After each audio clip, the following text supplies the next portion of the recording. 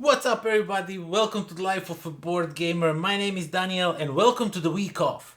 Now, for this entire week, I'm going to. What is a week off? Let me explain it first, because if you're here for the first time, it's a week where I take one publisher or one specific mechanic or theme of the game, something that connects everything, and for entire week, each day I will review something around that.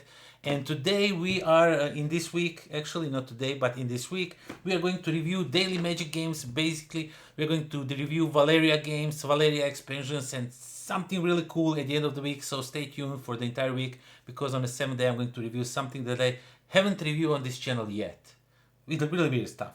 So not so weird, but weird, different. Okay, today we are talking about Dice Kingdoms of Valeria. It's a game from in Valeria universe, but this is a roll and write. They haven't done roll and write so far. This is the first one, as far as I know. I might be wrong. So I got my hands on one, and I wanted to review it, and I wanted to show it to you. And there's also expansion in here. We're gonna talk about it. So without further ado, let me show you how Dice Kingdoms of Valeria look inside. So first of all, you get the rulebook, and the game is pretty simple, pretty easy to understand. It's roll and write, so there should not be that many problems. These games are usually pretty easy to understand. This is the expansion. We're going to talk about it a little bit later. So you get a bunch of cards. Each of the player will get a cheat sheet explaining all the icons and everything. And you get this thing over here. If you want to play solo, then you can play with this thing, with this deck. You have these statues that are separated in two stacks, but just put one on another. This is just to have not so much of the repeating cards coming up, and these statues you are going to acquire throughout the game, because they will give you some really nice endgame scorings. You really want to go after these guys. And yeah, you get 2 blocks of paper, and let me just move the winter side. Let me just move everything on the side a little bit. So you get a little nice cool statue. If you are a first player, you will have this statue. And you get these 2 sheets. You put them like so, because now you have a really nice big picture to look at. And basically what you're looking at is what you're gonna do throughout the game. So the first player is going to roll all of these dice. So you're gonna roll them. And as in the first Valeria game that when came out a long time ago, you just had 2 dice, you had workers, you would roll these 2 dice, and you will activate every worker that can be associated with a dice, a 1, a 5, and some of them 6. So you roll 2 dice and you will activate your workers over here, but I activate your workers, and you will cross out some of these lands over here. So depending which workers you activate, you will region, you will cross off 1 space in that region, or 2 spaces if you have 2 workers. If you have 2 5s and it's a hammer with a hand, then you will cross off 2 spaces over here, which will sequentially give you something to do around the board once you go and cross off some of these, because you can see there's different things going on. And once you do that, you will choose one of these dice and a blue die. The blue dice is just the add-on to one of these 3. So these 3 are the main dice in the game. So if you take the yellow one, you will recruit another worker. So this is, if you take these 2, you will recruit a worker that is 6. So you will recruit another one of the 6s. You already start with a 6 and a 5. So if you do that, you will do that. If you take the green one and the blue one, then you will move 10 spaces on some of these roads.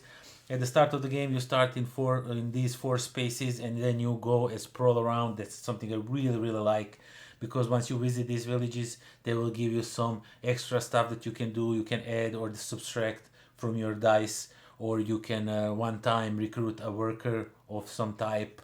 All kinds of different things. You will also get some stars. Stars are very important, because at the end of the game, the more stars you have, the more points you will have. You will get some knights, and knights are important because they go over on this wall, and if you push them right over here, you can also get some stars. And each time, every second time, you get to cross off 1 red space, which means that you can attack some of these guys over here. And if you take the red one, as I said, you will go and attack monsters in these spaces over here, depending how big is the sum of these 2 numbers. I'm sorry, these 2 numbers, the blue and the red.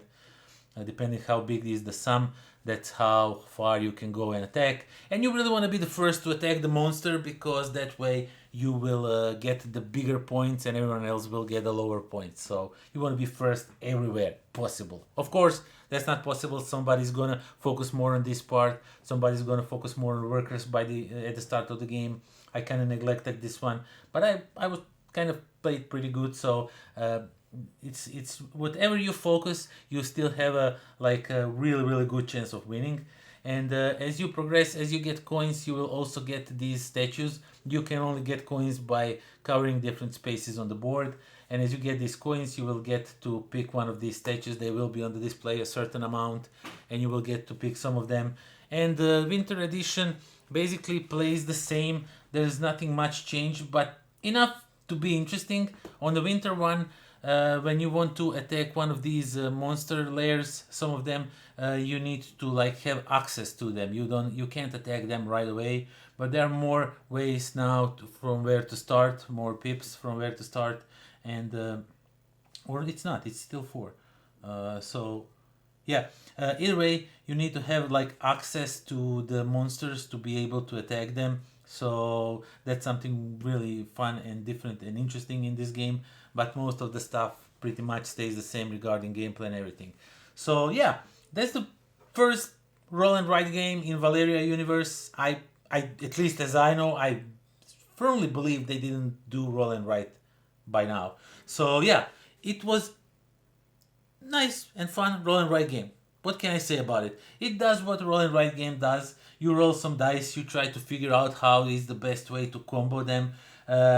Combos are really interesting. Sometimes it can happen like you can combo a lot of different things. You can then this gives me to cross this, and then I get another knight, and then I get another attack, and I can then do this, and I can do that, and then I can cover up this, and I can cross over this. It gives you so much. You can just combo so much different things, and they are so satisfying when you do that. And of course, these cards with these statues, you can get some really nice big points in here. So you have to really watch out for this one. And they have some really nice, like for example, this one has a one-time cool ability that you can cross off. You can get the 3 attacks, or you get 3 coin to cross off 3 coins, which is also awesome because it can give you another statue maybe that way. Overall, it's a really nice roll and write. I really enjoyed it. It really combos nicely everything, and I think it's worth investing into this one. Expansion is also really fun. It just gives a little bit of different stuff to do, but still everything is really familiar. You don't have to like learn entire new game. You are already familiar with the concept, everything. They're just a little bit switched and changed, and but not too much, to just enough to make a game a little bit different, a little bit more interesting if you are fed up with playing constantly. I mean, nobody plays that much game constantly these days, but yeah, you know what I'm trying to say. It gives you just enough to feel different, but you still don't have to like spend an hour learning new game, for example. So yeah, that is that. Thank you all for watching. Thank you for subscribing. Thank you for spending time with me. I definitely enjoy all of you that comment, that share these videos, that talk to me. I appreciate all of you, and until next time, pozdrav.